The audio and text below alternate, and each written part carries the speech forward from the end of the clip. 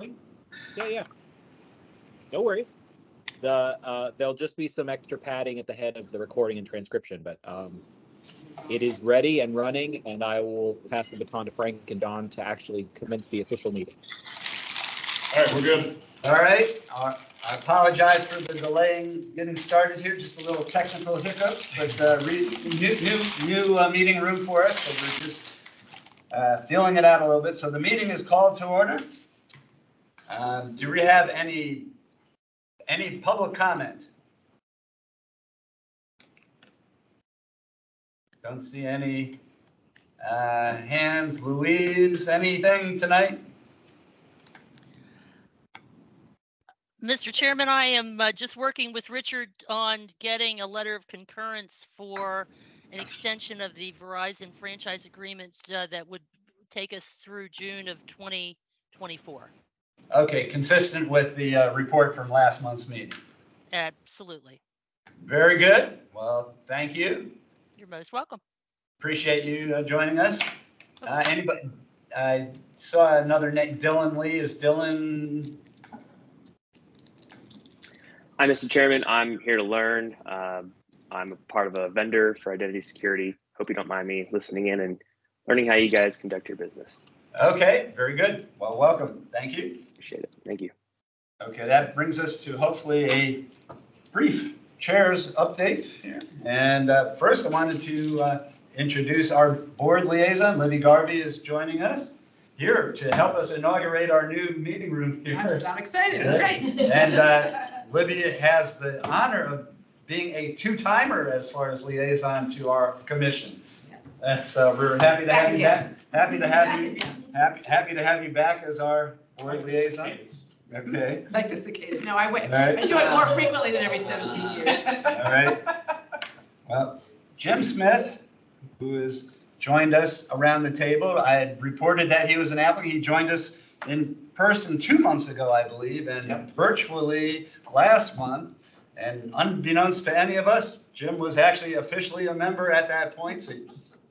So we won't. It isn't official until it's official. Official, that's right. But you're here, so why don't you give us a quick background, and then we'll go around. I think for everybody else's benefit, and it'll be for our next intro. Maybe we'll wait until you. Well, why don't you go, and then we'll do Miranda, and then we'll each say how we got here. Okay. My name really is Jim Smith. It's not Witsec or anything. I've lived in Arlington since I moved out of my Georgetown College digs in 1976. So I've been in Arlington, at different places in Arlington, but in Arlington County for a long, long time, starting with Arlington Towers in Roslyn in 1976. But I live in the Dover Crystal area now of North Arlington off of Lorcom Lane and Nellie Custis. I'm a telecommunications attorney by trade. I've had about 4 lives, really. I was in a communications law firm, originally doing cable, then broadcast, and finally telecommunications work. I then went in-house and was president of a National Industry Association of Competitive Telecommunications Carriers. It was called CompTel at the time. It's still around. Now it's known as Encompass. After that, I was vice president of a telecom company called Excel Communications out of Dallas. And then lastly, went back into a law firm for about 15 years before retiring from the law firm in 2018. Can't believe it's 5 years ago. I'm still with a part-time with a consultancy called Big Bang Broadband, which is a broadband consultancy for broadband deployments in rural areas, chasing grants, things like that. But that's only about 1/4 or 1/3 time. As I say, almost lifelong Arlingtonian, and decided in retirement, volunteerism is a good thing, and I thought there was a nexus with a commission like an advisory commission like this. And I happen to know Frank Jazzo for about a long time, 40 years maybe, or something like that. And so learned about the advisory, about the ITAC through Frank, and decided to volunteer and put my name in the hat. So nice to be here. All right, so Jim was the newest member for a brief period. Because we now I have, feel slighted. as of yesterday, our newest member is Miranda Willis. Miranda, if you could introduce yourself to us all here. Sure. Hello, everyone.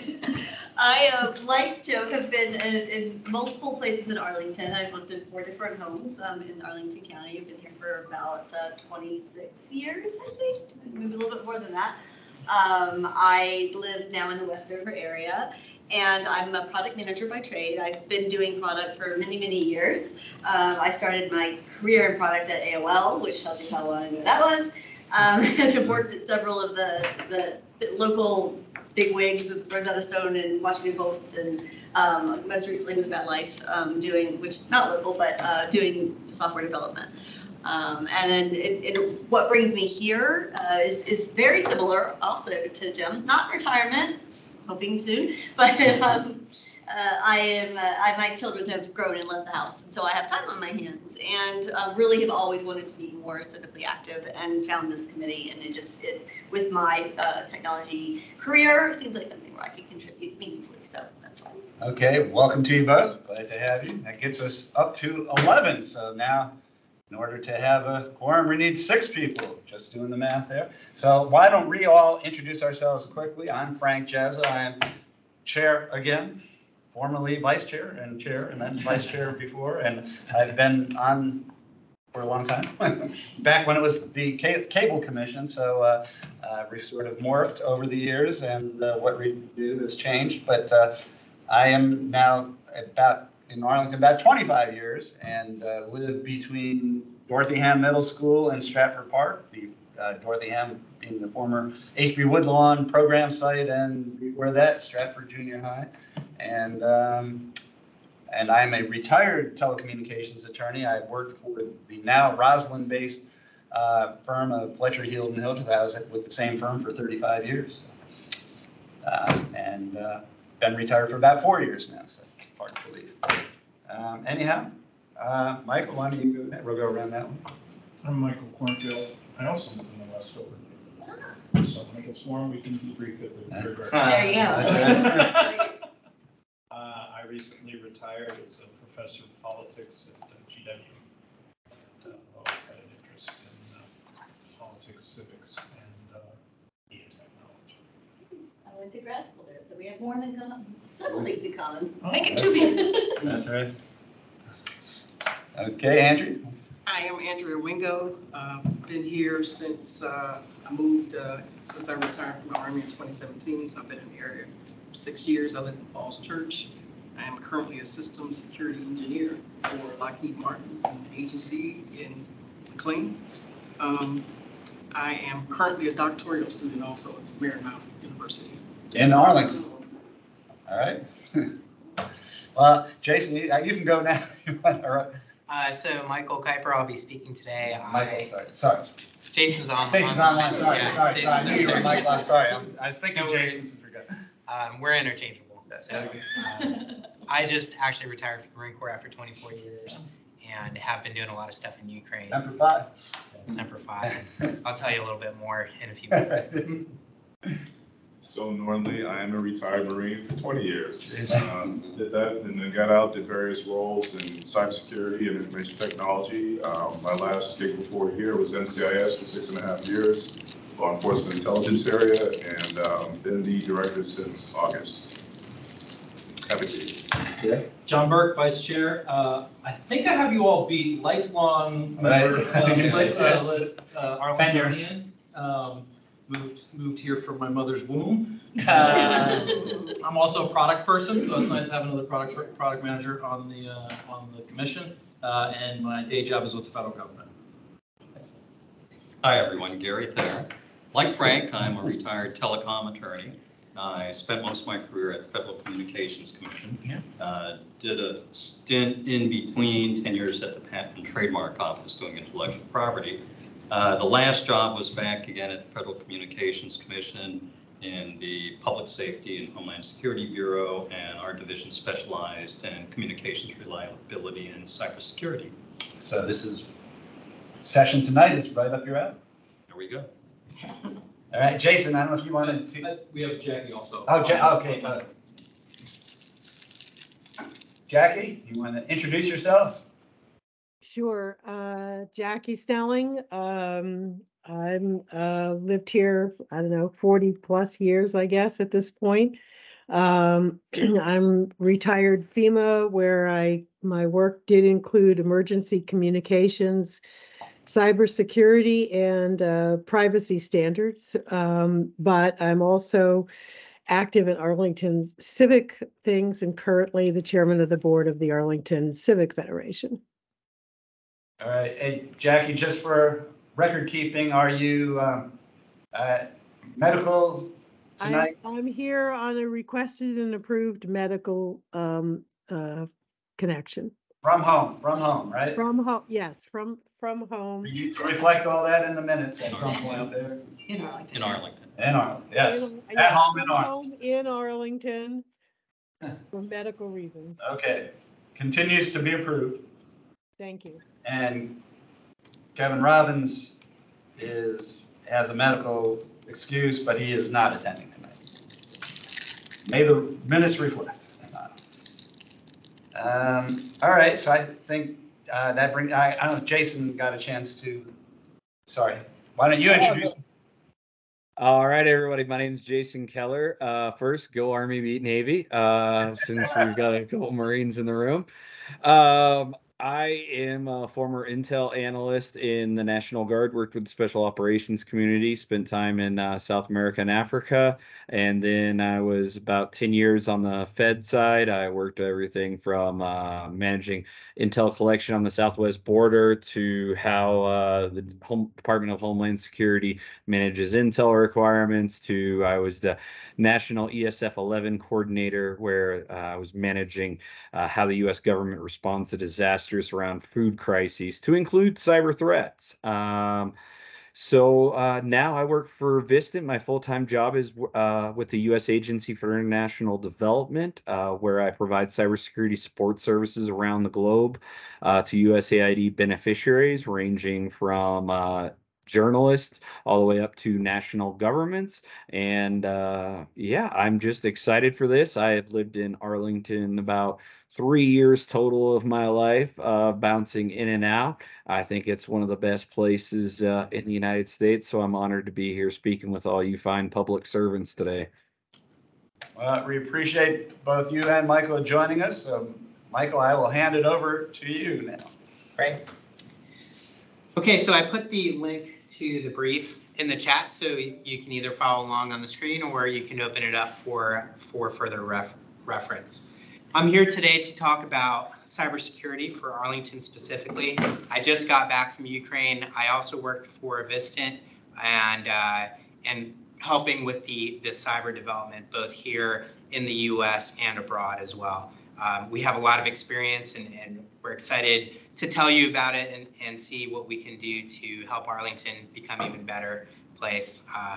Side note, my wife does work at Myers Henderson Hall as a public affairs there, so. All right, so a little bit about Vistant. There we go.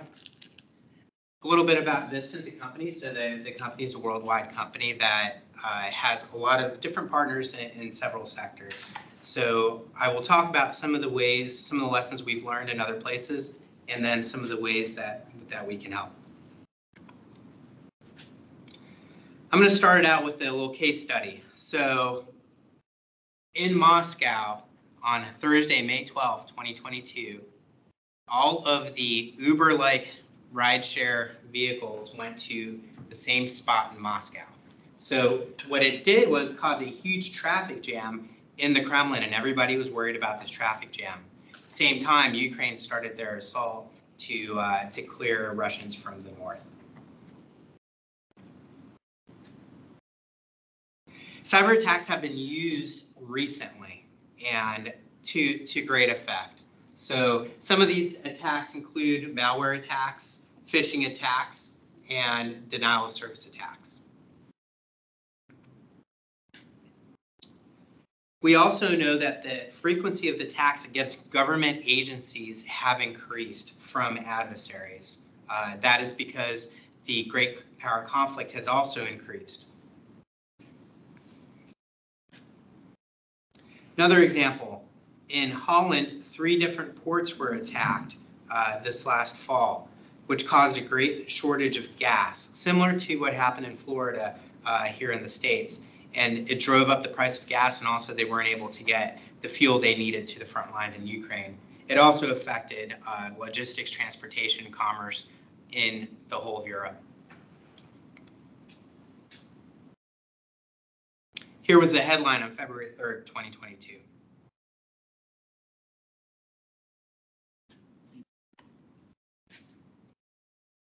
So my point is, this is real. These attacks are coming from the adversary. Arlington is a prime place to get attacked because of the work that goes on here, because of the industries that are here. We've seen some attacks recently, and I'll go into them in specific. But here you can see kind of a word cloud. You'll see on the peripheral some of the attacks that have been happening from some of the organizations that have been happening.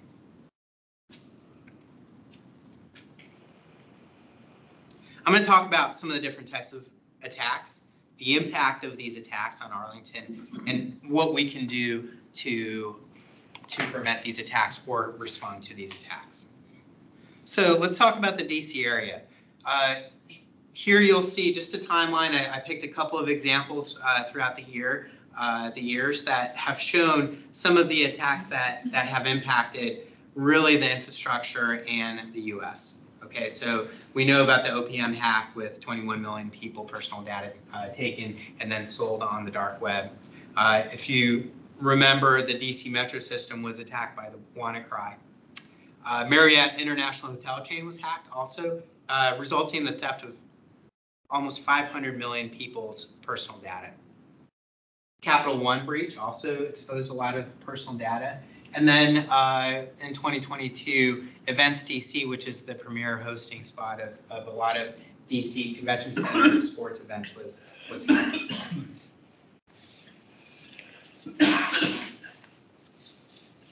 Critical infrastructure is at risk. So these are actual examples of attacks that have happened in Ukraine and other places, specifically power grid, water treatment plant, and transportation system. Types of attacks that have happened, and when I answer questions, I'm happy to go into some details of these attacks. There are other attacks that I did not put on here, like air traffic control. The police were attacked, the 911 system for emergency response. I want to talk about a specific attack. This is called the Black Energy attack, and this was done in Ukraine. What happened was they did a phishing campaign to some people that worked in the power plant. And it was one of those campaigns where you click on the link, it was a spear phishing, they open the link up. It installs a program on the computer that typically causes a disruption into the power grid management system, which is a computer run system in the power grid. This was combined with the kill disk attack, which is a tool that deletes a lot of the information. So it's not a very easy thing to get back up quickly because of the kill desk combined with the Black Energy attack. And so the power grid was seriously compromised.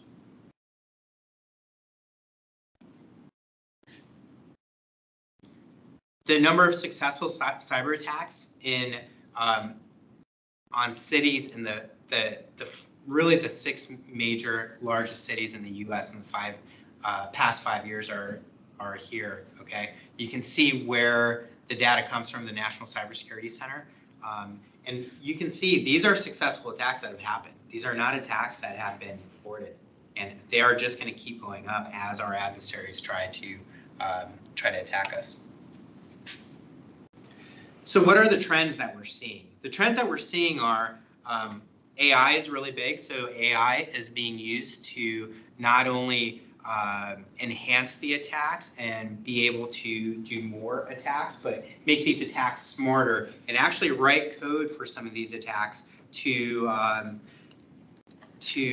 manipulate 0-day attacks, which are vulnerabilities that are released on the internet and that needs to be updated. So a lot of people use those 0-day vulnerabilities to create programs to do attacks before somebody updates their stuff.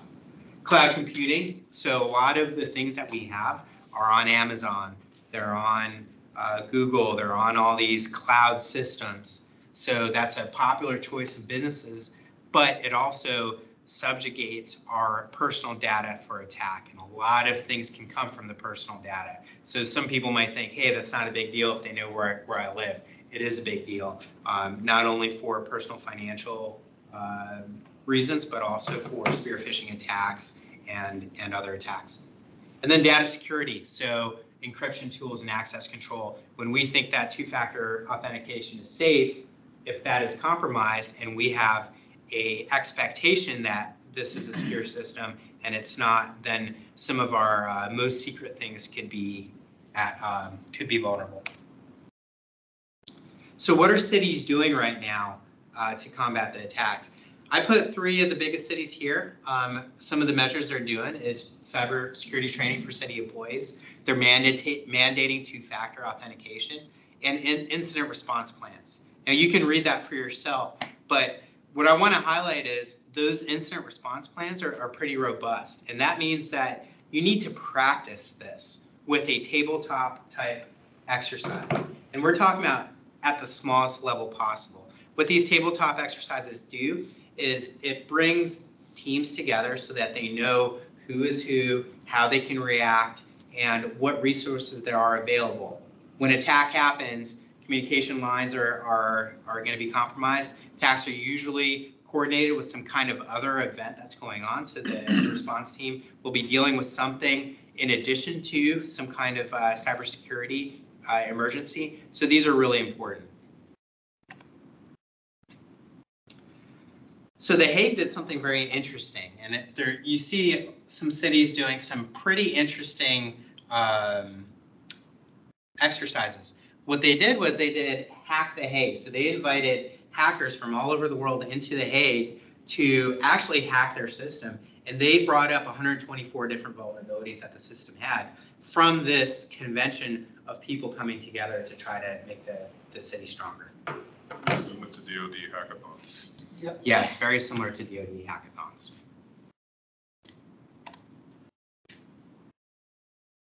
Okay, so let's move more into Arlington and how does this affect Arlington? So I put some dates on here. I put some attacks. Some of the companies are local to the area or they affect this area. So you can see these attacks are not a certain time frame. They are spread out throughout since 2011, okay? And they're just going to increase. What's the cost of these attacks? Well, here I put some of the large attacks and I put what is the cost of really responding to the attacks. You can see it's a pretty significant cost. So some cities might be reluctant to put the initial costs into education, into tabletop exercises, practicing beforehand, but the costs afterward are going to be pretty large. We talked a little bit about AI. We see with ChatGPT, with a lot of the other AI engines coming out, that this is exponentially going to increase.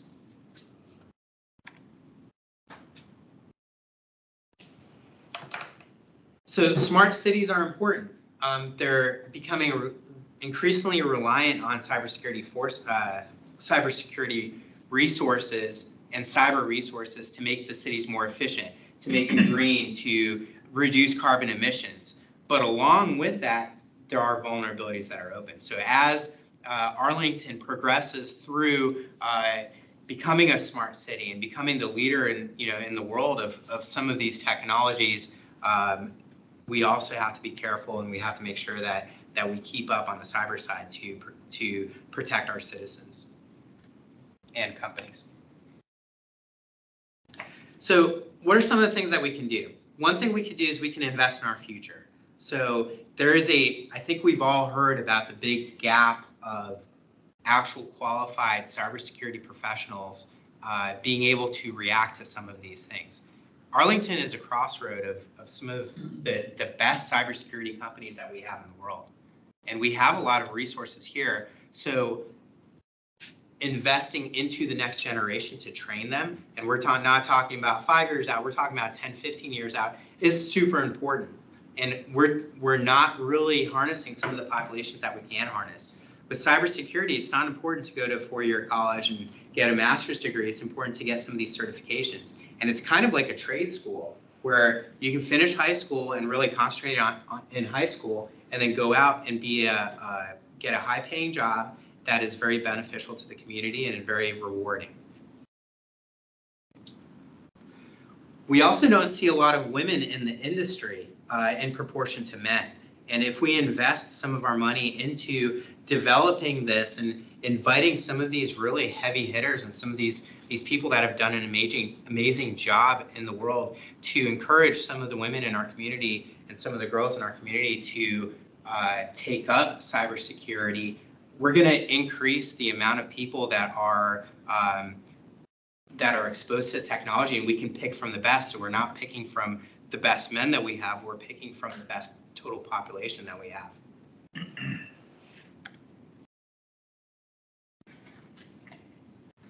Ransomware is a really big thing, okay? And you can look at this later, but you can see the different industries that have been hit by ransomware. And these industries are government industries, they're retail, they are infrastructure. It's really the whole gambit. And when you look at restoring your data after these ransomware attacks, the numbers are pretty low. So 4% that paid ransomware got all of their data back in this study. You know, that's not really a lot.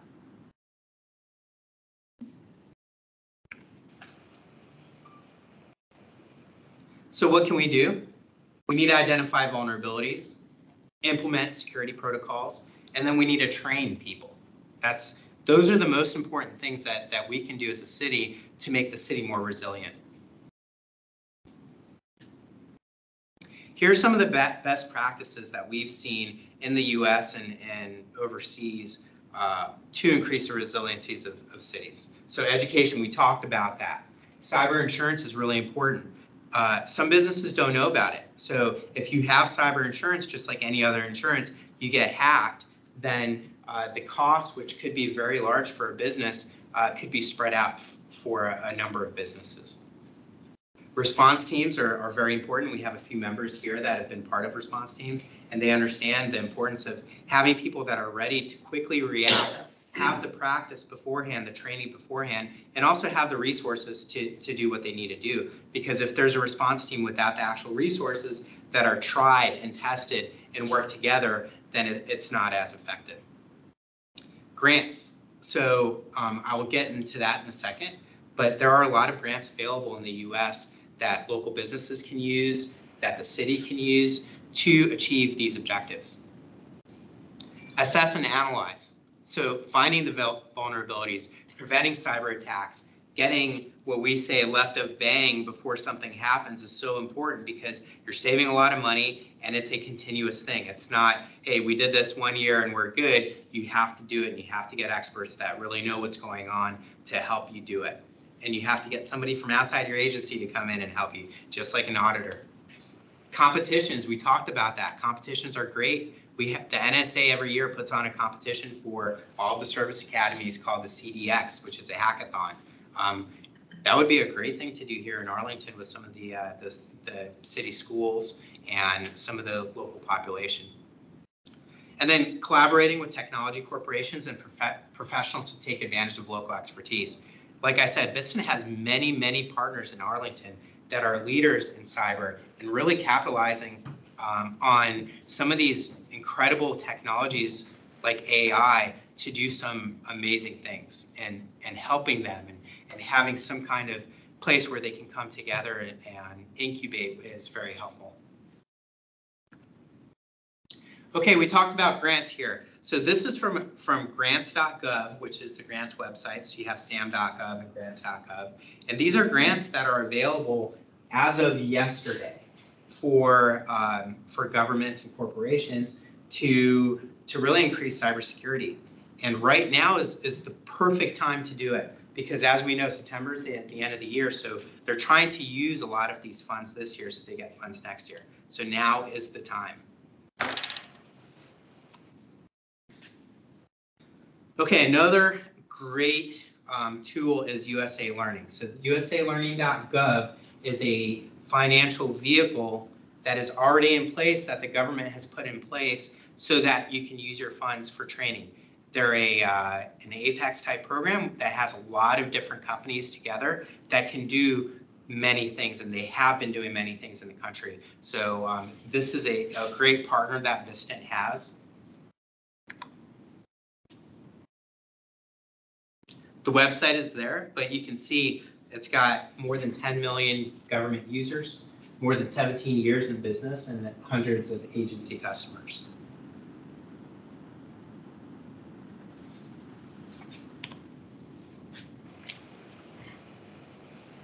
So Vistant partners with USA Learning for cybersecurity training. These are some of the things that we do. Okay, so we do cybersecurity awareness training. We do risk management framework. We do tabletop exercises. We do threat and vulnerability management. We do security incident handling. And we have learned from the many companies that we have worked with, and we have learned the lessons from overseas, and we want to take that back and contribute back to where we live. We're local to this area, and we want to contribute back to places like Arlington, which are so important.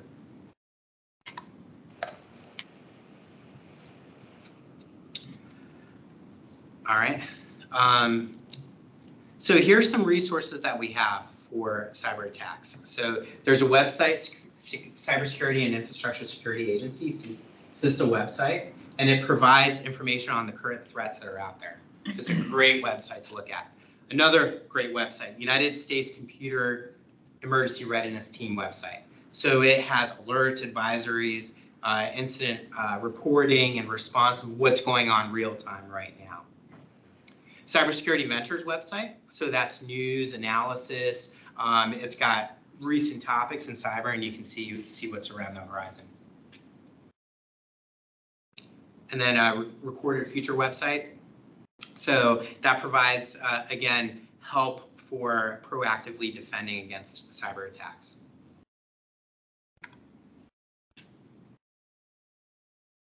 As we said before, Arlington is a crossroad.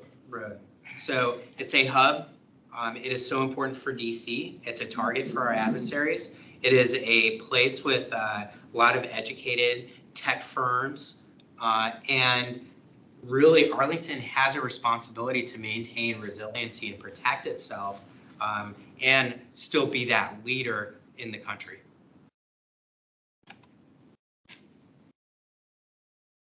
So some things to consider. Now with Vistant, what I'd like to do is really to anyone in the audience, any corporations or companies that would like for Vistant to come for free to do an assessment, to help write grants, to show you how the process works, we're available. So feel free to contact me out there in Arlington, or doesn't matter if you're a private business, if you are a government organization. We really want to help, and we think this is a team environment. That's how we're going to defeat the adversary, by teaming up and really tackling this problem together.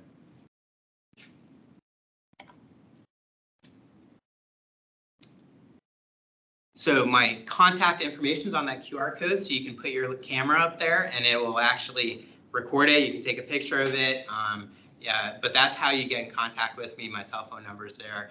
I'm also going to open it up to Jason, my partner, who right now is in South America, but see if he has anything to add real quick, and open it up for questions. You're on mute, Jason. Yep, I just want to thank everyone for their time today. As Michael touched on, the problem is growing on a regular basis. I just want to circle back to the growth in ransomware and what's going on there. If you all don't know, there's been some changes in recent years. It's not just about, hey, we're going to lock down your data and get a price for you. There's data extortion. There's organizations that have paid and still had their data leaked. And the capabilities of the actors are increasing as they've organized. These folks have international criminal networks that have layered services, if you will, from the guy at the bottom that just simply gets the access via sending you that annoying phishing email. He gets into your computer, he's passing it up to the next person that's in the system, and they're getting that privileged access, setting up, getting into your administrative accounts, and then boom, they're handing it off to another person who's deploying the ransomware, doing the negotiations with the affected parties, etc. It's really catching up to and becoming its own realm of advanced persistent threat actors, where they're having similar or same capabilities of nation states, individual people out there in the world. So, and Michael touched on that a little bit with what's coming along with AI. I actually work with the National AI and Cybersecurity ISAL as well, and we see it all the time. So I look forward to your questions, and I hope that we can be a partner in any way moving forward. Thanks, Jason. So I'd like to open it up for questions from this room or from online. And before we do that, I just want to remind everybody that the reason why we invited these wonderful professionals here is that it's in a public forum, so we're not asking any questions about actual Arlington County government posture. Obviously, Norton, if you want to chime in, you're more than welcome to, but that's all. We have to keep that in mind. So I could do that offline kind of thing. This is more kind of general questions. So, or about Ukraine, happy to answer. I'm actually curious, you've talked a lot about the AI threat, and could you give us a little bit more detail on what those threats are and how they might manifest? Yeah, absolutely. So, so the AI systems that are out there right now, including the PowerPoint that I made, was made on an AI platform, by the way. So if you look it up, it's pretty neat. It's called beautiful.ai. AI can write code. It can replicate things. You can make different AI systems talk to each other, and you can also use them to plug in to scripts that you write with Python. So what adversaries are doing is they're using the computing power of these AI systems, and they are doing a denial of service attack. They are figuring out what are the vulnerabilities, what kinds of attacks can you do.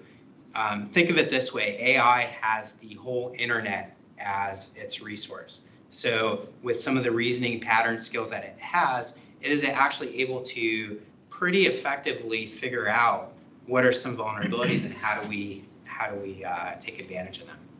And it never sleeps.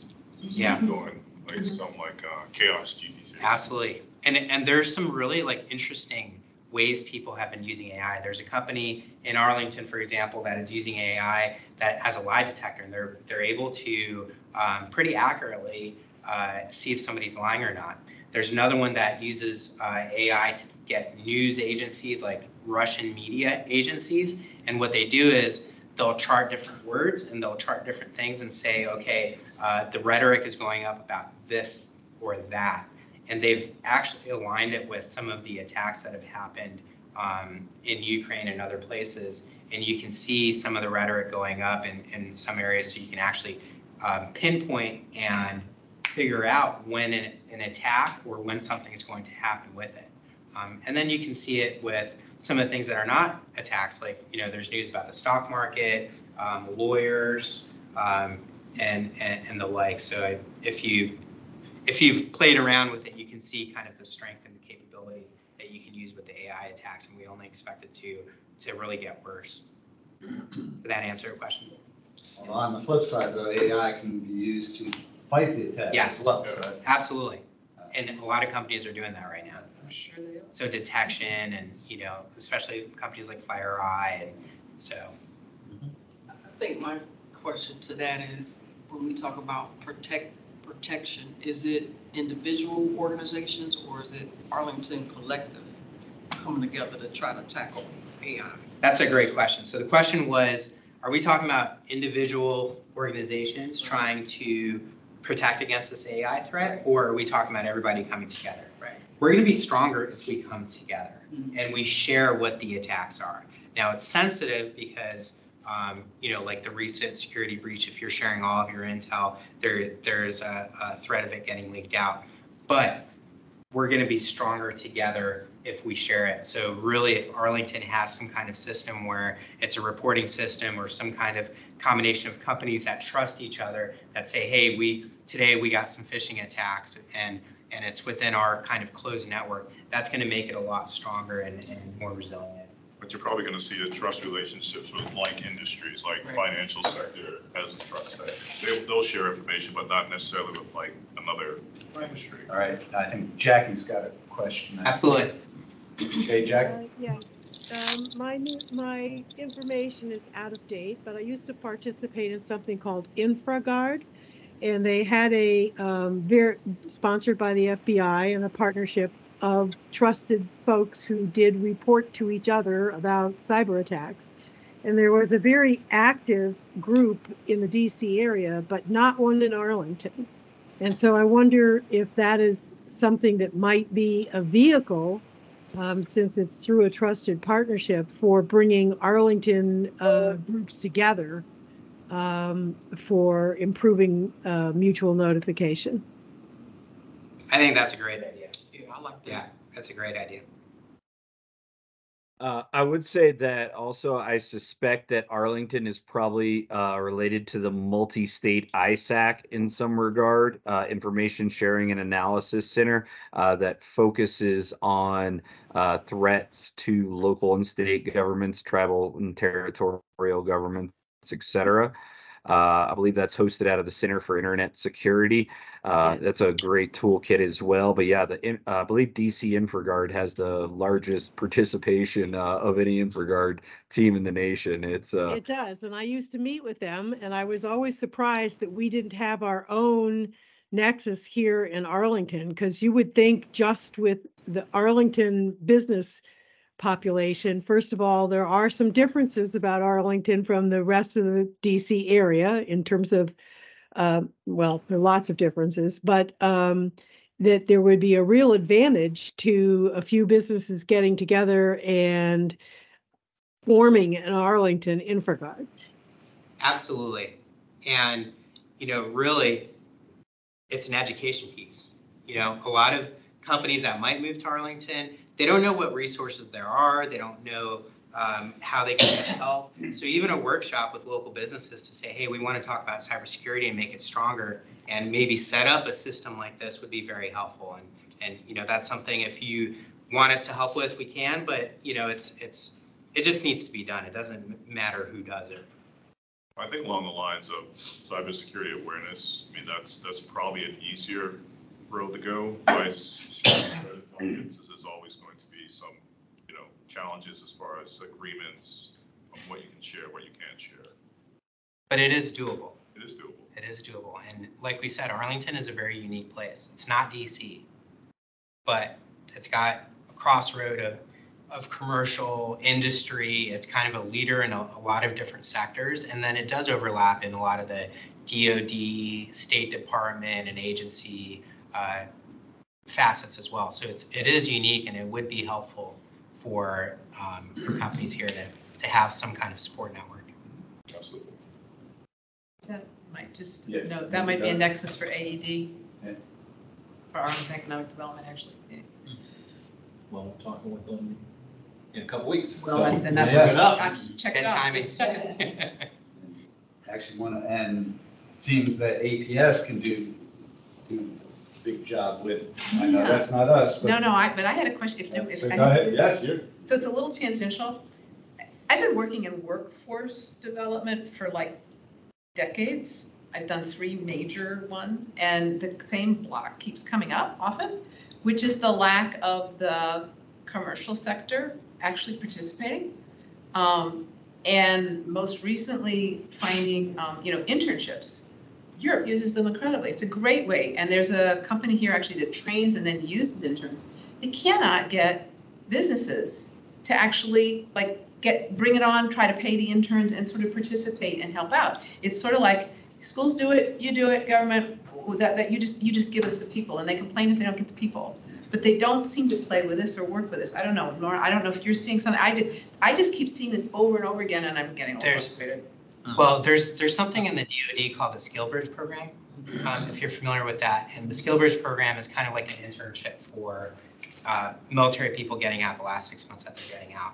A big challenge, and I think it overlaps with what you're talking about, is it does take a lot of resources to train, to supervise, to get somebody up to speed. So if you're asking companies to do that, and they're not really short-term getting a return on investment, then it's really difficult for them to do. So there's even a company which I'm actually trying to promote tomorrow. I'm going to be out with a region, and they're doing pilot for us. We did it with ARPA funds, I think. And they actually, the company itself is professional. They get a contract with the company, and then they train the interns and supervise. They do everything. The interns actually do the work, but the contract gets paid by the company, and they perform. But they're having trouble even getting. And I think the students are doing pretty well. And these stories they come up with are incredible. The talent they're getting from people who've got this incredible talent, but just haven't had a chance in life to use it. It's just it's an incredible resource. And it's just frustrating me. And part of the reason I'm going to have them talking with other jurisdictions is to see if we do more. But it helps people, it helps the community, and it spreads it out because it's a very diverse group that isn't usually, and then they will bring insights that you're not going to get from your usual. Usual technique. Is there that I think ADC is working on the apprenticeship program. Yeah, there are grants for it. So a couple of those grants that I had up there aren't on there, but if you can monetize it too for businesses, it's going to be more appealing. So for example, there's a company called Smooth Stack that's in the area, and they have agreements already. This is a for-profit company. They have agreements with Microsoft and a lot of these people that are saying we need people, but we don't want to train them. So what they do is they go through their training, it's an incubator, and then they pay the interns basically as they go through the training. And then when they start work for the first year, that company, Smooth Stack, gets a percentage of their paycheck.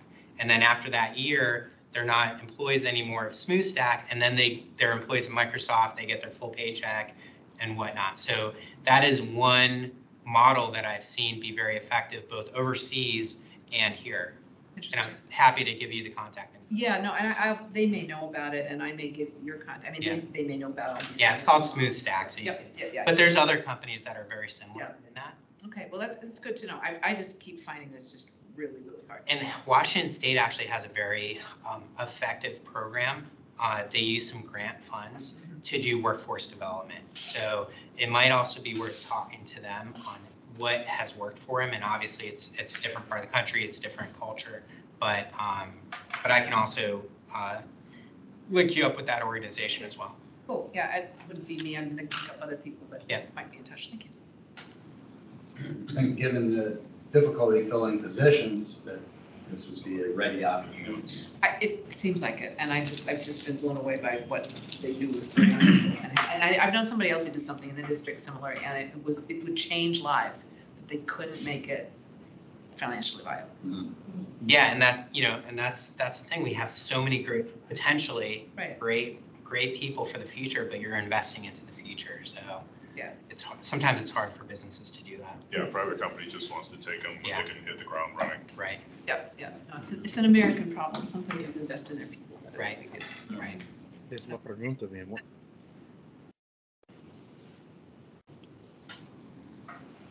So Jason, we missed that. Did you want to add? Sorry, I was actually speaking to my future spouse. I'm getting married on Saturday and had my mic up. But so I actually used to work for the U.S. Department of Labor. I was the California State Director of the Veterans Employment and Training Services Agency. So I've got some experience on the workforce side and the workforce grant side. It's definitely a challenge. In our last presidential administration, we had apprenticeships as a priority, separating all politics and every other thing aside. apprenticeships were a priority for 4 years in the United States, and we did miserably. I can think of a couple programs that I know that have already collapsed. They've already ran out of funds. They didn't get off the ground. So there's a lot of challenges there, and it really takes a localized effort, identifying and going out and finding the people that need work, need to be trained, and then aligning that population up with the federal grant system, et cetera, and doing that, setting up partnerships of small and medium-sized businesses that can't compete with the big dogs of Amazon and others that can pay $50,000 to $100,000 a year more, creating a shared space and doing those things. While there's some great blueprints out there, it absolutely takes somebody going out and doing those things day in and day out at a local level, and bringing the ecosystem together, if you will, to make those things happen. And we're seeing some similar issues, in my opinion, in how some cities are challenged on creating new small and medium-sized businesses as well, for much of the same reasons. So just something I wanted to highlight there. Yes, ma'am, I think you're absolutely correct in some of those challenges. I absolutely think it can be overcome, and there is some good case studies out there. But yeah, it takes a plan, it takes the engagement, and it definitely needs the resources to be applied to the problem set. I'd be interested in talking to you more about that, because my experience has been like that people would want to hire interns but not really know how to go about doing it. Not really having access to them, and having it, or not realizing that that could be a budgeted line item, that they just like there's not awareness. Maybe this is something this committee wants to take on just a little bit. And I see, I mean, as I say, I've done 3 workforce, one for the state, one for the region, and one for, I forget what the other group was. And it's just been incredible, and the culture is not there. So in Germany or other places, that's just what you do. It's all set up. And here it's just gap after gap after gap, because we just don't do it. So I think, yeah, they're just, and we need to probably build a culture. Maybe that's something we could do regionally, actually, because this would be the region to do it. And we've got Virginia Tech, going there.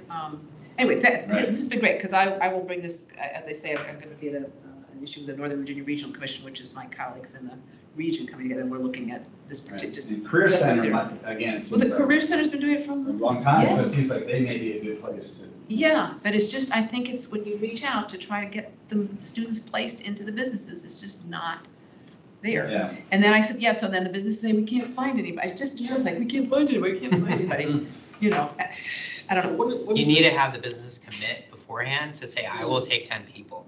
Right. That's how it's smooth And because I think we can find and provide those people. I think, yes, we can, yeah. But they don't want to. But anyway, that's, And what we're also finding is there's a lot of remote opportunities now too in some of these other countries to get people that can stay here but work internationally. So we've seen that on the international level as well. Interesting. Good. Well, I may do just connecting people up, because I'm not. Great. I'm just a catalyst. I can't make anything really happen. I'm trying to just connect people. Sure. So. And before the meeting started, we were discussing our recommendation that the board undertake a tabletop exercise. Is that something you can help facilitate? Absolutely. Let me put you together with. So. Well, Aaron Miller might have some. Right. You're have something in the works, right? Okay. Just did a tabletop For the exercise staff, for or is this for the board? For the board. Board, good. Yeah, so we already did one for the ELT. We're going to be doing one for the individual departments, so it's more focused, and there's also one plan. We want to get something going for the board as well. Okay, great. That's something we've advocated in the past. So That's great. And if you wanted like a third-party evaluator or any help in it, we're happy to help. We're passionate about it. Appreciate it.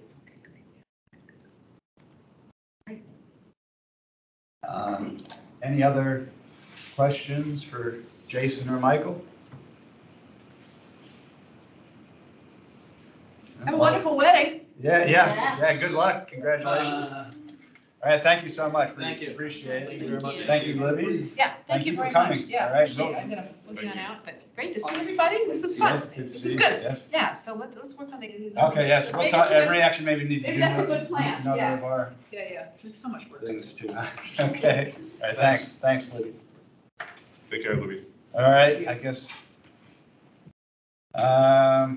Okay, yours will be real fast. Your update on the AED collaboration. Yeah, I think, we're scheduled to meet with the AED and the Economic Development Commission Vice Chair and Chair on Friday. By we, I mean Laura and myself, to go over kind of what we're planning to talk about. But now I've got like 3 more things to add to the slide deck. Right. Generally kind of running them through our kind of nascent idea about streamlining pilot approvals or proof of concept approvals or various different other approvals and getting the policy in place so that AED can then advertise a front door for any company around the country who wants to come and bring a technology either at early stage or at later stage to address one of our priorities as a community. There's other areas of collaboration that we've kind of identified in terms of they're working on an update to the tax incentive that Arlington County has for technology companies. So we want to be able to potentially opine on that and help them formulate that effectively. And then I think we've got the issues that we just identified tonight, which is how do we get the business community involved in cyber resilience for the community at large? What do they need? What's their perspectives? Economic incentives for internship apprenticeships or removing barriers to that. So those are some areas, but also just opening the door to them to let them know and see whether there are areas of collaboration that they see. I think they're very interested in kind of the municipal broadband question and what's going on in National Landing from a smart cities perspective. And their main issue is really how do we fill the office vacancies, right? I think I don't know if I mentioned it last time, but Frank and I had an opportunity to sit through the AED presentation for the budget work session because it was right after ours. And we're in a good spot because everybody in the country is going through it post-pandemic. Most urban areas have very high office vacancy rates and they're not really sure how to do it. And they were making the case that the new director was making the case that the people who act early and boldly will be kind of the winners. And so what might we be able to collaborate with them on how to address office vacancies? I don't personally have a whole lot of ideas on that. I don't think we have a whole lot of magic bullets, but anything that anyone has and wants to send along, we appreciate it. Again, encouraging the entrepreneurship may be one part of the strategy, and Yeah. reducing barriers. I think there was one item which was related to the NDA that went across the board's desk a couple months ago. I forget exactly when, around exploring edge computing locations in National Landing. And I think if you don't have people in the offices, could they be, and retrofitting them for residential is not economically feasible because of the plumbing, literally. Right. Then And could they the be, layouts aren't conducive. could they potentially, are there buildings that are potentially retrofittable for edge computing locations so that you can have Server farms, basically. yeah, well, the network latency for some of these smart city applications needs to be very low, so you have to have the compute really close to the user. And so putting some edge computing in dense urban areas, probably not a lot and probably not a whole lot of space, but for some applications, it's probably viable. And what policy changes might be needed to address that. Yeah, because big data centers have been controversial and loud in that area, just because they are, I mean, it's become a huge, economic development thing for Loudoun, but if you're a neighbor to the data center, they're loud and I guess, take a lot of heat. Yeah. Thanks so much. Yeah, Appreciate it. Thank you. Thank you. Thanks. Something like 5,000 megawatts of storage. It's the fifth largest, the largest in the world, 5 times larger than number 2, which is Right. Singapore. So Oh, is that right? Yeah. Yeah, so nothing like that. Right. but- No, yeah, but a little edge here and there. Could you might take a help. commercial, could you That's take right. the floor of a commercial building That's off the table and not have to try and lease it if you're backing up with the data set? I don't know.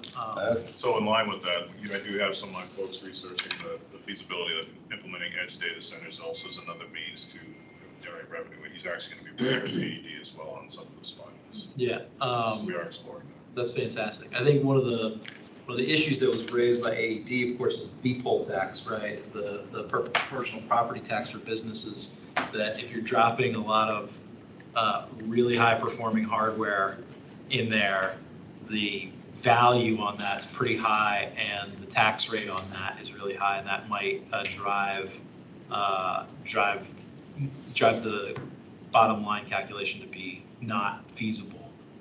So do we need to look at the tax incentives that's currently just for technology companies expanding office space and expand the incentive to cover the personal property of those businesses? And then that got me thinking, why just technology? What about like advanced life biosciences and labs? Like, could you put labs, which is totally outside of our bailiwick, but like, there are lots of really expensive pieces of equipment for some of these advanced knowledge-based industries. Are we unintentionally preventing those industries from taking hold here by, for that, but not? And I think that's something that Montgomery County has been really, I think, pushing. So things to look at, no conclusions yet, just. All right, very good. I might have one in our legislative report here. The Biden administration is beginning to plan for 6G wireless communications. So maybe 6G. 6G. Really? May have been sick of hearing about 5G, but actually last week the White House met with experts from business, government, academia, and begin developing goals and strategies for 6G. So, related to municipal broadband, Congresswoman Anna Eshoo from California, Senator Cory Booker from New Jersey have introduced the Community Broadband Act to improve broadband access by removing roadblocks prohibiting local communities from deploying their own broadband networks. The bill would preempt state laws that restrict or prohibit local communities from building their own broadband networks. Obviously, it's a long way between a bill being introduced and it passing into law, but maybe there is something there. So anyhow, we'll continue to follow that one. On Friday, April 21st, on the 6G theme, FCC Chairwoman Jessica Rosenworcel gave remarks on 6G to the National Science Foundation, a former Arlington, I think in Alexandria, I think we lost NSF to Alexandria, right next to our friends next door. And she is tasking the FCC's Technical Advisory Council with planning for 6G. And the FCC has identified the 7 to 16 gigahertz band as prime mid-band spectrum for 6G, which is anticipated to include the convergence of satellite and terrestrial communications for 6G. The FCC has released additional information on helping households connect to broadband using the Affordable Connectivity Program, ACP, which includes the $30 a month discount. And it can be found at the FCC's website at www.fcc.gov/ACP. The Metropolitan Washington Council of Governments, COG, and One Media 3.0, which is a subsidiary of Sinclair Broadcast Group, owner of our friends at WJLA in Roslyn, Channel 7 TV. They've introduced the nation's first pilot project to use the Next Gen TV standard, also known as ATSC 3.0, to disseminate advanced emergency information. And the pilot program will provide free over-the-air redundancy to emergency messaging currently being sent by local governments by text email, and social media. And the advantage of the ATSC 3.0 or Next Gen TV standard is it can provide enhanced rich text video along with the emergency alerts. So it's really has great promise, and the advantage is it's an free over-the-air digital IP-based standard, which can really help greatly enhance emergency alerts. And looking at the future, lasers are being used to meet the fixed wireless access market's need for high-speed last-mile connections. The Centauri 25G has upgraded bandwidth to 25 gigabits per second using laser beams, eliminating the need for fiber optic cable or RF-based connections for the last mile. That's my report. Yeah, if people are freaking out about 5G, just wait till you start putting lasers. Am I gonna go blind? Delete that last comment. All right, let's see. That brings us DTS update. Nora, Richard, do you have anything? So just a couple updates. I don't know if any of you caught the CIP briefing. We did the CIP briefing just a couple weeks ago. And so just some of the highlights where, as far as in scope of digital equity, there's a variety of communication lines where we've upgraded them from 1 gigabyte to 10 gigabyte lines now. So that's an ongoing project, having those upgrades going forward. We've also awarded a contract for UCAS, CCAS communications, which is basically multi-channel, omni-channel type communications where everything's cloud-based for our call centers and for the local lines that we have within the facilities with the Arlington County government. All right. That's all the updates I have. Good, thank you. Sure. At our May meeting, what was it, May 24th, I think? May 24th, I think is Melissa McMahon, who is with the Department of Environmental Services. She is, I think, in charge of the parking pilot program. I have to get performance parking pilot, the PPP. Yeah. See, PPP had something else during the pandemic, but this is. Well, you're also thinking about the public-private partnership. Yeah, I guess there are a lot of 3Ps. Yeah. But this is anyhow. Melissa is going to join us to give us a briefing on the performance parking pilot, the PPP, and I'll get her full title by then. But in the meantime, if we have any questions for her, we'd like to provide them in writing. So if you can provide them to John and I by May 15th, we can then provide them to Melissa so she has time to prepare her presentation to incorporate our questions. So if you've got any questions on and it is actually the sensors, I think I had reported on it previously. Basically, it's going to use sensors to help, I guess, maximize the parking spaces throughout the community. So there's been some media reporting and there's project information on the county website if you want to go look at it. Yeah, and the sensors are already being installed. Performance parking Pilots. They're putting sensors in the ground to detect when spaces are filled or not filled so that they can adjust parking rates to more accurately utilize or more effectively utilize our parking resources. Hopefully Ticketmaster isn't going to be running for us.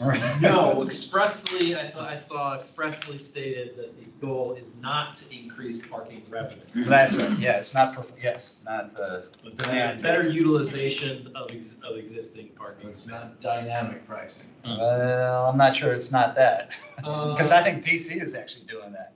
It looked like the goal is not to change the pricing frequently. Like there would be some level of expectation of a stable pricing for a period of time that would make sense for like normal people.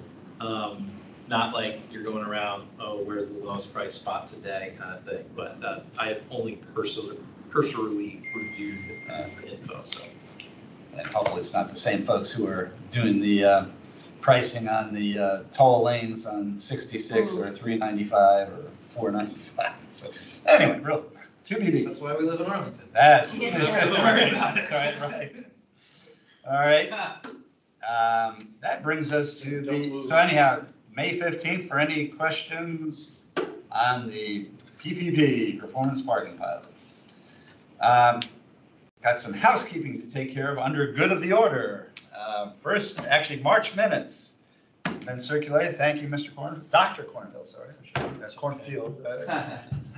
So they've been circulated, and it's using the, I guess, the transcripts that were provided, right? So it's very, yes, it's very literal in its, I think, no, I mean, it basically incorporates the conversations we had, so. Well, I digested. Generally, yes, you did, but yes, yeah. And then I digested your digest, so. Okay, good. So, Yeah. so. As digested, it was actually very helpful. Okay. So I guess, if we have any revisions to it, or are we ready to? I haven't had a chance to look at it. Okay, all right. But I'll go with the group if folks are good. All right. Any motions to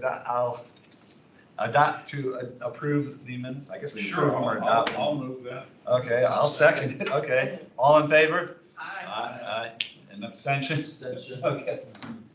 All right, And Jackie, did you vote to approve the minutes? No. Or? She's muted. Oh, yeah, she's muted. Okay. And do we have, okay, and April, sorry, should I ask? Yes, that was a yes. not Yes, put okay, the good. All right, they carry. April minutes, do we have a volunteer for April minutes using that same transcription technology there? And someday we need to get the Chat GPT working on that. Absolutely not.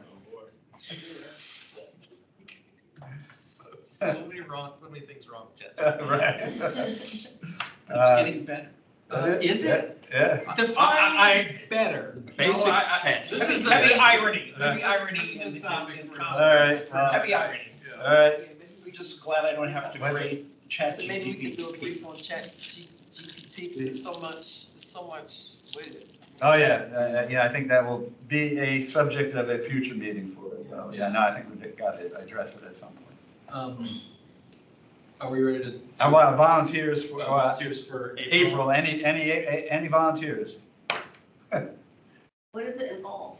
You have to produce the minutes for the meeting, and there's a transcript of the recording. Right, so basically kind of summarizing from the transcript. I'll take that. Great. All right, well, thank you for the new, okay. And real help to the extent, real circulate around. You'll need help identifying the speakers because they don't. That's a little hard, right, to follow, I know that. The transcript doesn't identify speakers. It's all attributed So to we'll also have it. Did you try looking for the video or just work? You're prolific. Because we will also have a video of I record didn't of see the this. video. That would help. I think it was posted, I think I think we are getting it posted, right, Richard? We're getting the video posted more quickly now? I think? Yes, we are. Great. All right, that brings us to future meetings.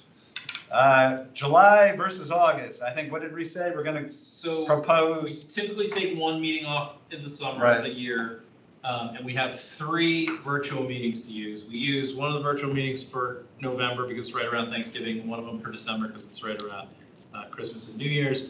We're proposing that we either take July or August off for our summer meeting and have the other one be virtual to help manage around people's travel and vacation schedules. And I think your proposal was August off because August off. the entire town shuts down in August. Right.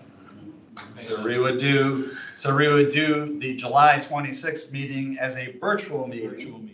And so, okay, so I guess we have. In education, obviously.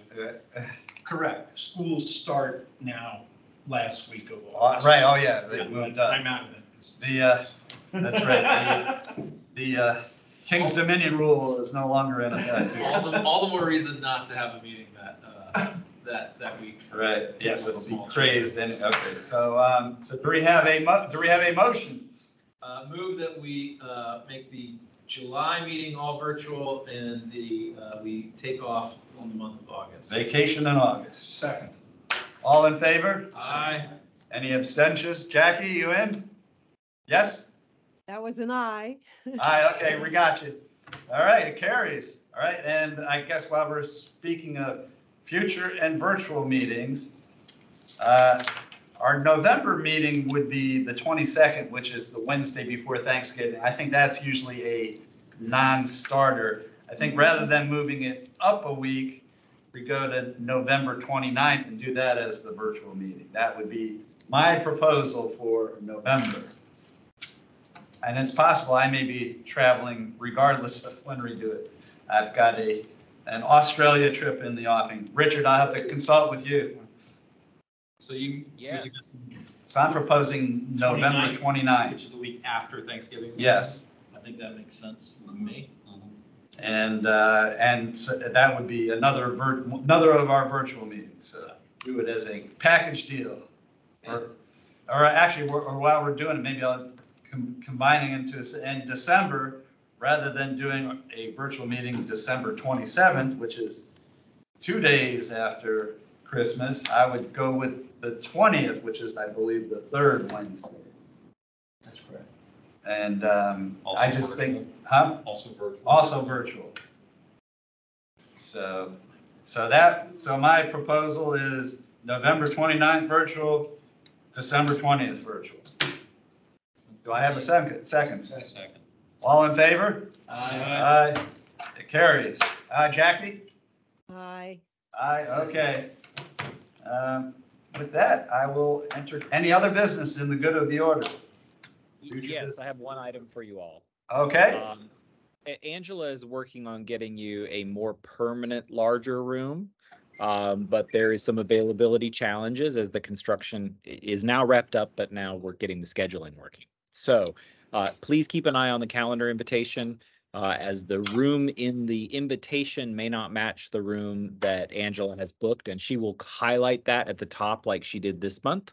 So just keep an eye on that in case we have to move to a different location. But we're doing our best to get into a permanent, larger space. Okay, good. This was definitely bigger than the Azalea room, and I think misinformed where maybe I was thinking that we were back in the room right across from the boardroom, and that's 311. So this is 318. So it's down at close to the voting. So which is good. All right, but yeah, I think we've got at least one more here, unless she gets something opened up before May. Otherwise, May we're back here.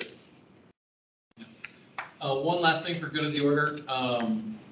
We had, a couple years back, had a book club for one of our meetings, where it was facilitated by Arlington County Library, and our board liaison, Libby Garvey, actually interviewed the author, and I thought that would be a good standing feature to bring back if we can make it happen. So what we need are, one, if people think that's a good idea, and two, suggestions for books. Right. And I think the criteria would be books that are topical, that speak to something that we've listed as one of our kind of priorities, and I think most importantly, written by an author that we could possibly hope to get to show up at Arlington County Library to discuss it with us. Yeah, we used the meeting room at Central Library, Yeah. which was good. So this would not be during a meeting? It would be, Or maybe no, it would be a meeting. Yeah, It would be potentially one of- in lieu of In lieu of a regular normal meeting, we would do kind of a book club meeting where we'd have an author come speak about a particular Yeah, it was a good topic. session. Like that. Local author? I mean, Potentially, but- potentially, I think I think if you look at the author's profile, you can probably get a sense of whether or not we have a shot, and then we would work it So- ideally through Arlington County Libraries. They have a series of Meet the Author events, so we haven't approached them yet, but wanted to take the temperature of the. So give it some thought, and if you got any suggestions, let John and I know on that. All right, anything else under good? It would require us to read the book. Yes. For the session, Right. and come with like good questions. Maybe. Right, and do we get to break open a bottle of wine and, yeah? I mean, as from library. Or whether we're allowed to do that there. No. Right, book club time, sure. I've never been in a book club. I know, me neither. I know. Yeah. Sounds good. All right, I will entertain a motion to adjourn.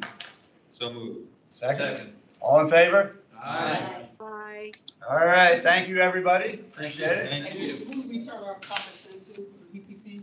PPP, yeah, John, hit John and I. Well,